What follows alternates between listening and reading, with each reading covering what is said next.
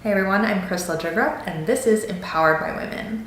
In August of 2021, I launched Book of Bijou, which is a line of chic and innovative jewelry storage. And in January of 2022, we expanded into what you now see as the Empowered by Women platform. I really wanted to create a centralized space where we can really put emphasis on our mission of women empowerment and community over competition. It really truly does fill my cup to be surrounded by so many of you inspiring women, and the energy that you bring to me and our platform on a daily basis is unmatched. You really all do fuel me with so much motivation to continue doing what I'm doing, and for that, I thank you. Before we jump into the episode, please be sure to follow or subscribe to us wherever you are listening, whether you're watching on YouTube or you're listening on your favorite podcast platform. And also don't forget to share your favorite episodes with your fellow female founders so that we can continue growing our platform and furthering our mission. All right, let's go ahead and jump into this next interview with another incredible woman in entrepreneurship that I know you guys are going to absolutely love. Today, we have the beautiful Marissa Dunn. She is the general manager of Polecat Golf Course, which is in Michigan. She's also the owner of Marissa Dunn Photography, the founder of Elevate Women's Club, a Pilates instructor, and a retired D1 athlete. Amazing, amazing, amazing. And you're so young. Marissa, first and foremost, thank you so much for joining us today. Oh my gosh, thank you so much for having me. I'm so excited. We talked before and it just seemed like this was the perfect fit. I love all that you're doing, and I love that we connected over Instagram. And I think just everything that you're doing now with this Elevate Women's Club and the fact that you are a GM at a golf course, but you're also doing all these amazing things for women. And golf is, of course, very generally male dominated, right? So why don't we just start by letting you tell us everything that you're up to and how that brought you to all the things that you're doing today? Yes, absolutely. So people always ask like, "Oh, how long have you been in golf? And have you always played golf?" And it was never something I had done growing up. I started working at the golf course and they were the ones who taught me how to golf. I knew nothing about it before I started working there. I think every college girl's dream, right, to work as a bev cart girl at a golf course. So I just applied and like went there and then really I just started working really hard. I think I have a good work ethic, and that's what kind of got me to where I am today of just, they needed help and just stepping up and being there when they needed someone. And I have a background in event management, so that's what I got my college degree in. So I did an event internship there, and that had kind of turned into me becoming the assistant GM right out of college. So I got hired in March. I graduated in May. And as you said, I was a track and field athlete. And so my season ended in June and I started right away. And with that being said, our general manager at the time retired right when I was finished with my track season. So I had no plans of being the GM or did not even think I was qualified, if I'm being completely honest. And so just as events unfolded and everything kind of happened, we were in the middle of golf season and I just kind of had to step up and kind of take charge and make sure things were getting done and make sure we were able to keep going. So yeah, kind of a roundabout way. And then I think with being in the golf industry specifically, it really showed me. A lot of business gets done on a golf course, and I'm lucky that I have the opportunity to do that. But for a lot of women, golf is very intimidating, specifically. And they don't really have that open space and that open way of communication of being able to meet other women and being able to network in a more professional business setting. You really mostly only see that for men, as far as like sports games and different business meetings and different things like that. So I saw this lack for women, and that's where Elevate Women's Club kind of started, and it's been this first few months has been really exciting. I really love how that your experience with this golf club segued into you launching Elevate Women's Club.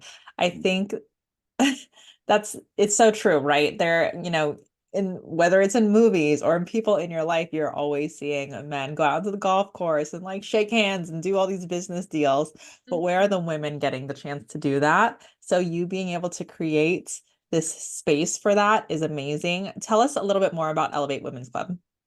So Elevate Women's Club right now, it's just a club anyone can join. There's no fees, nothing like that. So it's just a community online on Instagram, and we have a Facebook as well. my goal with it is if I wasn't working so much at the course, but we do have a retreat coming up this fall. So it's a women's networking retreat. We're going to be going to Austin, Texas, and connecting with local people that I have met through all social media platforms to be able to connect and do business and just help network. And we have a lot of fun things planned for the retreat. I won't give too much away, but I'm super excited for that to actually meet in person and get these women together in the same room and talking and exchanging ideas. And I think that like when everyone comes together, not just in social media, it really is going to create some magic. So I'm excited for Mhm. that. So when in fall is it? It is November 8th through 10th Okay. in Austin, Texas. Anyone can come. We have a few people already signed up, but we're really doing the push in the next few weeks. So, Okay. I think this episode will be going live around September. So for those of you that are listening, you still have yay. time, unless it's been fully booked, Yes, but you yes. still have time to join Marissa and all the fabulous attendees at this beautiful retreat. Okay, we're definitely going to dive into this club a little bit more, but I want to go back to your experience at Polecat Golf Course and your quick rise to this GM position at such a young age. I want to talk to you about the mindset of it because you mentioned that was never in your plans, right? It was kind of something that just seemed like it was just happening for you, and you didn't even feel qualified to do it. So, talk to us about how you felt stepping into that role and kind of like how you felt when you first started in that role and how you feel now. Like what growth have you seen within yourself, mindset wise and just professionally? Absolutely. So when I was about to graduate, it was 2021, so like right after COVID. So events is the only industry that completely shut down. So it was pretty weird to be like looking for jobs that like still weren't fully happening yet. I didn't even have to look for very long. And I kind of my mindset was always graduate and leave Michigan. I always wanted to live somewhere else. I got to travel a lot with track and field, so I was lucky enough to, have those experiences and get to see more of, the world. And so that was something that, I'm graduating and I'm leaving. And as I started looking for jobs, I quickly found that there wasn't that many, especially right after COVID. And they actually approached me from Polecat and said, "Hey, I had worked there at that point for like 4 years. We love what you've been doing and we really want you to stay on and join our team." So at that point I had done like an events internship and he kind of offered me both, either the event job or the assistant GM role. He said you can pick what you're interested in, and me being in events, and as women, we underqualify ourselves, right? We do know that. I was like an assistant GM. I can't do that. I'm 22 years old at the time. I'm like, that sounds crazy. Like, I don't know anything. I'm not a golfer. Uh, so I was like, I don't think I could do that, but maybe I'll consider the event position. And I kind of sat on it and thought about it. And then I think 2 weeks later, we set up another meeting and I went back to him and I said, I will take the assistant GM role. And I had lucky at the time, I had some really incredible mentors that I was talking to, and I was like, I just don't think I'm qualified. I don't know what I'm doing. And they were like, why? Why do you not think you're qualified? Because this person sees you and can put you in that role already. So why are you counting yourself out when you haven't even, started yet? So really changed my perspective. And so I was able to, get the confidence really is what I needed to take that role. And then as we know, very quickly, turning it into the actual GM. And as I know, it's not really in the plans. And as like it's happening, like we're in the middle of golf season, the goal is really just keep the doors open and keep going and, making sure staff is happy and making sure bills are paid. Sounds really like the basics, but that's really what I was trying to do. It was kind of a unique situation where they retired and left the company, and we didn't really have like anyone there to help or say, hey, this is what you should be doing. So every day it was kind of like I'm just gonna figure it out. So going from there, I mean, every year it's gotten easier. Every year I would say my mindset has changed a little bit, what I focus on, just how I do business, what I kind of see as a top priority, that kind of thing. But every year it gets easier, and I'm sure as I look back, I'll think, oh my gosh, I used to do that, and that's crazy. And now I've come a long way, and I've learned a lot. I love that. And I love that you did take the leap and you were like, you know what, I'm gonna try it. And that point you made about, how we often undervalue ourselves just based on, the experience that we did have. But even in your experience, like the people that you were working with, they saw so much potential in you, but we so often kind of undercut that, right? And we don't see that in ourselves. And it takes someone else or a handful of other people saying, but you can do it and you have been doing it. And you are so qualified to step into this role and to own your fullest potential. So I love that you had that support system around you. You did mention mentors, so talk to us about the roles of these mentors. Like, where did you find these mentors? Who are these mentors? And how have they played a part in everything that you're doing today? Yes, I feel like mentors have been a huge thing for me, whether it's just a friend, one of my professors from college. At that time, after my internship with Polecat, originally they didn't offer me a job. So as I was still in my internship and still in school, but I had high goals for myself. So I ended up getting an internship with a different company and I wanted to see a different side. So I went for fundraising at our athletic department. And so I got to see how kind of the back end as being a student athlete, but then also getting to see how they, get the funds and their big, goals for the year and what they kind of focus on. And so it definitely was similar to like golf, still in the sports industry, but a little bit different. I remember I was like telling my mom when I first like joined, I was like, none of the guys like will talk to me or like, they don't make like they make jokes, but like when I'm not around and stuff. And then like it only took a little bit of time and everyone was comfortable and we were all making jokes and it was a super cool environment and just different, it's kind of a guys club as well as the golf industry is. But yeah, I was very lucky. Drew was my supervisor at the time and he had gone through my same program and was just like, why are you selling yourself short? And because I went into his office one day, I was like, I don't know what to do. At the time and in the moment, you feel all this pressure of like, this is the biggest decision ever, right? Granted, we know that that's not always the case, but he was really able to help ground me in a sense of like, okay, what do you really want to do and what are you looking to get out of this? It's your first job. It's not going to necessarily be your last job, and there's going to be a lot of steps in between. And so that was really big for me. I was lucky enough eventually after my first year of kind of getting through Polecat of whatever that season was that we call, just stepping into that role. I was able to get another mentor. So he has actually created his own golf course. He has like helped build one. He's worked at all different kind of levels. He has also been the head of a program for a golf school in Arizona. So he had a ton of experience and he was able to come in and really help me, making sure what I should focus on and kind of, how just basic things of how golf courses should be run, public courses versus private, all specific stuff like that. But I think just anyone and everyone, I feel like what really sets me apart is like I'm not afraid to ask questions and I'm not afraid to seek help. And I feel like it always is like so looked down upon. And I think that that has like really made the difference of where I am now in my career is I haven't been afraid to do that. If I see someone that's doing something that I want to learn more about, I'm going to ask them and find out how they got there and, be supportive and say that's super cool and that's something I'm looking into and or I want to pursue. And so yeah. Mhm. I love that. And I think I've already experienced that for myself, right? Because we hopped on a call and you were like, I want to pick your brain about like all the things that you're doing. And I Yes, love that you're yes. putting yourself out there. You kind of answered what my next question was going to be with how did you kind of establish your role in this male dominated industry? And for one, also a game that you really knew nothing about. I So, know, I know. so besides asking the questions and being willing to learn, like what was that dynamic? Was obviously you had a little bit of doubt in yourself in taking on that role, but did you also kind of experience any judgment from the crowd in that area? And how did you overcome it, if so? Yes, honestly, that's something that I still deal with every day. There's a lot of times golfers come in and they see me and they like, oh, can you give me a drink? Are you our Bev cart girl today? Which sounds so silly, but it's just because I'm just a young female. I understand that I don't fit in the perfect box of what they think someone who is in this position should look like.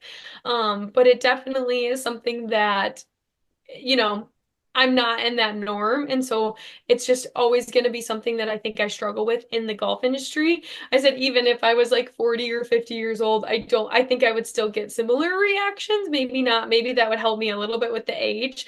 But it is funny to be young and a female in that industry. Is it definitely has its challenges. It definitely, people, I've had to just learn how to assert myself in meetings and, what I want and what I know is going to be good for the company and what we're doing. And if people have differentiating opinions, then I just, make sure I always like to my staff, I always make sure that everyone gets heard. But they have to know that, I'm here for a reason and I'm guiding this ship, so to say. And that if, either you can get on board or you can hop off the ship and we're going to keep going. So I love you. I love you. I know Do it's you have, kind of like not a nice way to say it, but it kind of nicer. no, I mean, you need to.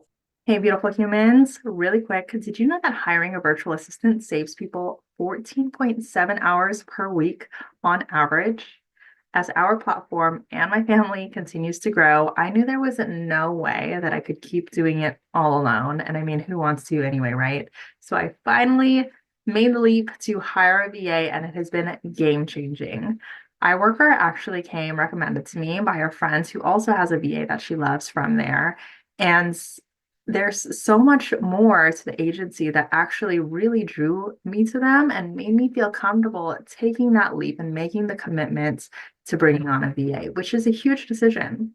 Not only does iWorker ensure that their VAs are top tier, they're committed to hiring people from countries in crisis where the work that you're providing really does matter. iWorker was actually co-founded by a Venezuelan immigrant in response to the Venezuelan refugee crisis, which is why their mission is so profoundly rooted the way that it is. And most of their team, which is 65% women, which we love, they're able to support multiple family members thanks to the income that they're receiving from iWorker. My VA has been an absolute game changer, and she has a little one of her own, which makes me appreciate her work ethic even more and makes me feel really good that I did make the decision to go with iWorker. So if you are ready to start taking that busy work off of your plates so that you can focus on the work that really does matter in your business and in growing your business, head to iWorker. They'll take care of all the things: social media, video editing, graphic design, copywriting, you name it. Head to iWorker. It is going to be an affiliate link that's in the notes, but just know I do not take that lightly, okay? I only share things with you that I really do know and that I actually use and 100% will continue to support. So again, that link is in the show notes, but let's go ahead and get back to the episode. You know what I've been thinking a lot about lately is how being in the business world has both like toughened me up, but also like softened me a lot. Yes, Like I and you get need very both. sappy when I talk about like our community and like everything makes me emotional because like my heart is wholly in the work that I do. But then also like being able to stand your ground and assert yourself when you need to. Do you have any examples of like when you've had to do that, when you've kind of had to like shut down certain remarks? Um, Honestly, quite a bit. There's all different kinds of examples and all different levels of whether it's just a golfer that doesn't really know and is just making inappropriate comments or Mhm. like asking me things that you wouldn't normally ask someone who's, the head of a company. Mhm. And so there's all different kinds of those situations too, as well as like I wear like blazers pretty much every day now because it kind of started as a joke. I was wearing it one day, whatever. No, because you normally wear golf apparel, so it sounds crazy, but I was wearing a blazer and this gentleman goes, "Oh wow, look at her. She looks like she runs the place." And I was like, "Well, actually I do. Like I'll always be the first one to stick my hand out and say, 'Hi, I'm Marissa Dunn. I'm the general manager here. Like how are you enjoying your stay and the whatever, how has the course been and all that kind of stuff.'" But from there I was like, literally I have to dress and look in a certain role to make people actually take me seriously if that's what it takes or if that's going to help. I don't mind putting a blazer on and going to work. That's something small for me, but if that's going to help in the long run, then that's what I'm Mhm. going to do. What I really like is that there are so many different like factors that are coming into play here in support of you asserting yourself in this high role position, right? The way that you dress, the way that you're approaching these people, and that you're the ones that are coming up to them and shaking their hands and like introducing yourself as I'm the one that runs this place. So I think that's so incredible to witness, especially, I mean, I'm just blown away because you're so young. I know I keep mentioning that, That's okay. but I admire the work that you do, your work ethic. You mentioned that you have a really great work ethic. It shines through. Obviously, you wouldn't be where you're at today, and now you're juggling a bunch of different things, not only being the GM, but your photography business and this new social club that you recently launched. So how have you been able to kind of put all this effort into all these kind of different things? I think that having different things helps with the balance. Because especially in golf season, I obviously don't have very much time. Like really, when I work in my off season, I joke that that's like normal, like it's like 30 to 40 hours. Like I get maybe a Friday off here and there, but I'm still pretty busy. But golf season is like double that. So I'm usually working like 60 to 70 hours a week. So it's like, yeah, it's some really long days. It's like usually 12 hours, like, but for 6 days in a row, or sometimes you just go for like 14 days in a row and you just do it because you just have to get it done. So I think where I thrive is like when I do find the time to like sit down and like have like the creativeness, and I can, I was a multimedia design minor in college, and so that helped with like the photography, and I love in like design and all the things Photoshop, and I think that helps my creative side and helps fill me up. And same with like being a Pilates instructor. Like, did I need to add one more thing to my plate? Like, absolutely not. I had no time for it. And it was actually like, because I just started in the last few months, and it was probably about a couple weeks ago. And I was like, I teach right now once a week because I am so busy. And I was like talking to my mom, and I was like, I just don't know if I can even do once a week. Like, I'm just so busy. And I went to my class and I planned it really last minute. And I hate to say that, but I did. I planned it like as I was getting to class, finished everything up. I did the class. We had the most ladies come. I went super good. I killed it. And all the ladies like wrote a review on like the Facebook page and was like, you have to take a class. It's so good. And I was like reading it in bed that night, and I was like, oh my gosh, like it just filled me up so much that I was able like to then go back to work the next day and feel filled up, even though I am working so much. It was like something for me that felt like personal and that like I'm doing for me. And so it's like those are the things you don't want to cut back on, so just make it work. I was just gonna say that because all of these things that you're adding to your plate are also just adding to your wellness, your well-being, right? And all of those different elements, like with your photography, it's bringing creativity back into your life. With Pilates, it's making sure you're taking care of your body. With this women's social club, stepping away from the men for a little bit. Yes. Bringing the Yes. girls back into the picture and just having fun, Yes. right? I love So that. I love that. I think it's important to note that because there are so many times, especially as women, that we want to do it all right and we feel like we have to do it all. But we so often put our focus and our efforts on the things that we're obligated to do, like our 9 to 5, and all of those things that do fill us back up, like working out or our creative hobbies like photography. We just let that fall by the wayside and we tell ourselves that we don't have time to do it. But if it's something that not only you're passionate about, but something that can help you feel re-energized again, help you feel joy in your life again, you do want to make time for that. And that's something that you shouldn't just, maybe when I have time, that should be prioritized, right? That Yeah. you will always be able to find time for the things that you love and the things that you need. And the more that you allow yourself to do that, the more time you're just gonna find to keep doing it, right? Yes. Oh, 100%. That was like so well said. 100%. And I think it's funny, like I've always loved working out, something I've always been passionate about. But it's funny how like if I need to do a workout for myself and I know it'll make me feel better, how I'm like, I've had a long day or this or that. But I'm like, for my workout classes, like I feel like I'm showing up for the other ladies that like are coming to my class. And I would like never miss a class. Like I'm so excited now to go. I see, they're all excited to see me. It's like a little bit of recharging that social battery as well as just like showing up for them. I'm like, why can't I just always do that for myself? But I think that's funny. Like that is like how it goes sometimes. So I'm just happy and like I feel very blessed that I have the opportunity to do that as well. Yeah, I think that's like a good hack though, like creating kind of a system where it's like you're having to show up for these other people, but you're really also showing up for yourself. So 100%. that's a way that you can kind of like trick your brain into doing it. But let's Yes. talk about elevate. Yes. So beautiful community that you are creating for other women that are just looking to be around other women, right? Mhm. I obviously work with so many women in business, and community is one of my favorite topics to talk about. And I think there is often a struggle for some business owners of like, how do I build that community, right? How do I start getting people to get excited about what it is that I'm doing? So talk to us about how you've been building your community, what that process has looked like, and have there been any obstacles so far that you've been facing?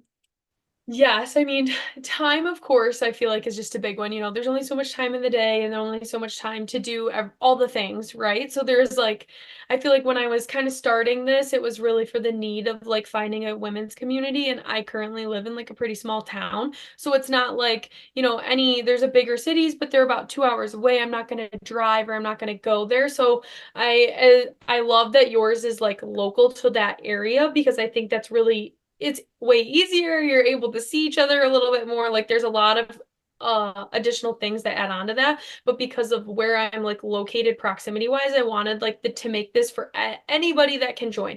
Anybody. And like I get asked all the time, or like I've had some girls that are like, oh, but I'm not like an entrepreneur. I'm not like a businesswoman.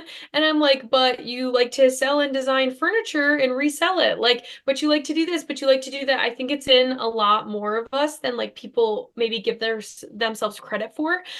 So it was kind of just anyone who's like an ambitious woman who just like wants to be around other women and connect with other women and find this community and support. That was another big thing in my journey of being a young GM. I was looking to other maybe female GMs because there was a lot of, how people talk to me or how people see me or how I dress affects in the golf industry so much. I was looking to these other females for kind of some guidance or direction of like, what do I wear to work and what do I do for this and this? And I mean, really crazy, but I was shut down in a lot of ways. It was like I had to figure it out for myself. Like you have to figure it out for yourself. Which I just hate. I just really hate that. There's like no, I mean, I'm like very much a helper and I want to help people and I want to connect and build that community. I think that's just who I am as a person. I think, those childhood thing you're left out or you always, your friends, this or that. So I'm like, as an adult, I just want this to be a community that anyone can feel included and invited to, whether, like a stay-at-home mom, but you want to start a side hustle, or whether you work at a corporate 9 to 5, whatever it might be, just to find community and support with whatever you're doing or accomplishing your goals. And I have really noticed it, like even, I don't live a perfect lifestyle. I don't wake up every day at 5 and do this and work out and drink green juice or whatever the it girl or the whatever the aesthetic thing is to do. Like, but I will say, like being on this community and just having it like presented more, it's more like awareness every day in my life of like, no, I need to, prioritize my goals. I need to journal because it makes me feel better. I need to move my body and those things. So I'm hoping that that also helps other women as well and just feel empowered to do whatever inspires them, whatever that might be. Yeah. I I hate that you experienced that. Like it was so hard for you to get that support from other women that might share the same role as you. And I've heard so many stories from other women that I've, chatted with that they've reached out for help before. And there are so many people, women, included, that continue to gatekeep everything that has helped them become successful. And there's so much I could say about it. I'm I trying know not to there's just no ramble, time for but I that. think it's just there's no time for that, but also like just because it's been done before and that's the way that other women are doing it, they're gatekeeping all of whatever it is. They don't want to share their time and share their insights with you. Doesn't mean that we also have to follow that same path forward, right? We don't also have to operate in the same way that they are. We don't have to hold all those things so close to our chest and be in this every man or woman for themselves mindset. We can go ahead and carve a new path forward where it's like, okay, that's okay if you don't want to share anything with me, but that's not the way that I want to lead my life. That's not the way that I want to present myself in business. I want to be a support system for anyone else that does want to be able to rise above everything that they've ever dreamed of. So I admire you so much for doing that. And I think that's so important to recognize that, like, we don't have to follow the footprints of the people before us. Mhm. No, definitely not. And it might not work for you, right? What works for one person might not work, but for the next. But I feel like it is crazy to me how much gatekeeping or how much of this competition, like women always see other women as competition. And really, if we all just like work together and try and make ourselves better as a whole, we're bringing up everyone around us, and that's not a threat to you. I feel like really when you're confident in who you are and what you want to do, that you're not worried about what the woman next to you is doing. You're focused on moving yourself forward. And, if you can bring people along with you, like that's amazing, right? 100%. And I'm trying to remember this quote. I watched this masterclass. Elaine Welter Roth, Okay. who I think she was an editor for Vogue, and then now she's this incredible entrepreneur. And she was saying something along the lines of like, I didn't just want a seat at the table. I wanted to be able to take a seat at the table so that I can open up the door and then have other seats available for everyone else that's wanting to join at the table. Something to that effect. And it has Yes, that's stuck with me amazing. ever since. And I mean, you realize that even though you might not have experienced it for yourself, if you start going into it with that mindset of you wanting to help other people, you realize, oh my gosh, there are so many other people that have been waiting for this too, that have been Mhm. looking for the same support and that do want to also be that same support system for other people. So really quick, like what have been your biggest tips in like growing your community? I think just actually like genuinely connecting with people. I feel like so one of the things that we do, I try to come up with like different things every day to kind of hold myself accountable and just create like consistency within our community. But we do feature Friday, and I'm so excited to feature you, by the way. I was like trying to tie it with this somehow, so I don't know when you might be already featured at this point, um but that is just something cool. I feel like it really like asked a few questions, and then like it really just gives women like a platform. I feel like I've like messaged with people before and they've been like, oh, how much is it, like how much do you charge to like feature? And I was like, nothing, like I just want to promote you and like what you're doing. And like I've already like had some people that have joined the community that are going to be new moms, and we had like this lady that created a community for moms to help connect right after they give birth. Like they said, there's a lot going on during that time. Like you need a community. And so I've already like seen people connect, or, they're looking for a website team and they've gone to our thing and, have found someone who's a web designer. So it's been really cool to just have other women be, featured and connecting. And it really, I don't know exactly how I did it, but I've just reached a very European crowd, or kind of all over the world. So we've gotten to feature, and I've gotten to meet with some of like the most incredible women. There is a lady who is a fashion designer in London, and I swear she's gonna make me something one day because her designs are so gorgeous and I love all of them.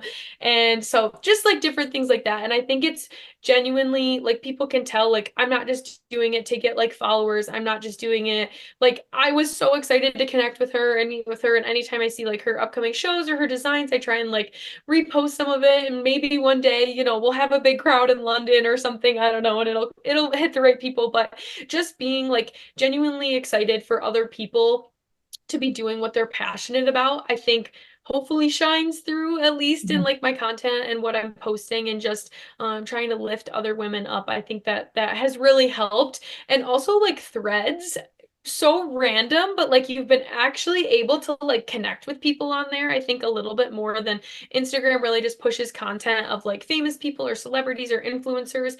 So I think threads has kind of been a cool thing the last couple months that I've been on, and actually been able to meet, different women that, have maybe the same goals or same passions as me.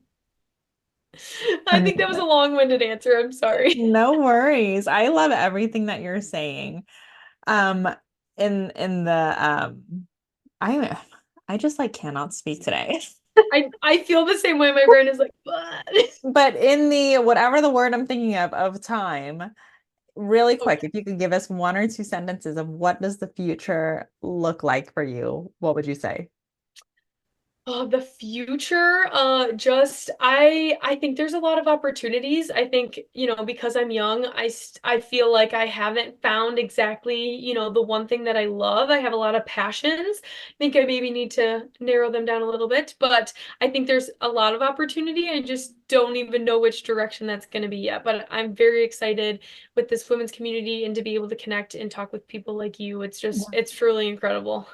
I love that. I think that's perfect. I think that's the same way, right? I don't know what the future is going to look like, but I'm excited for it. Mhm. I That's know all it's that gonna be matters. good. Yes, I don't know what exactly. it's gonna be, but I know it's gonna be good. Exactly. We don't need to know the future. We don't need to know every step. We don't need to know the end journey.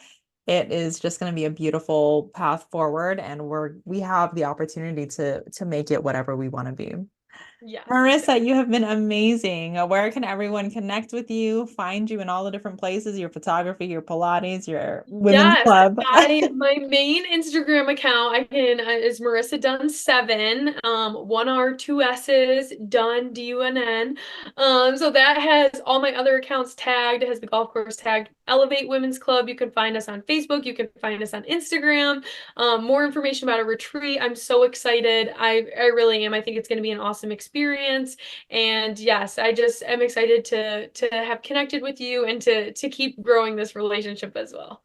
Likewise. And as always, all of those links will be in the show notes. Again, Marissa, you are incredible. I can only imagine where you'll be 5, 10, 20 years from now. So bring me with you to the top. Yes. Okay. You are going to do Yes. big things. I'm excited to be able to witness it.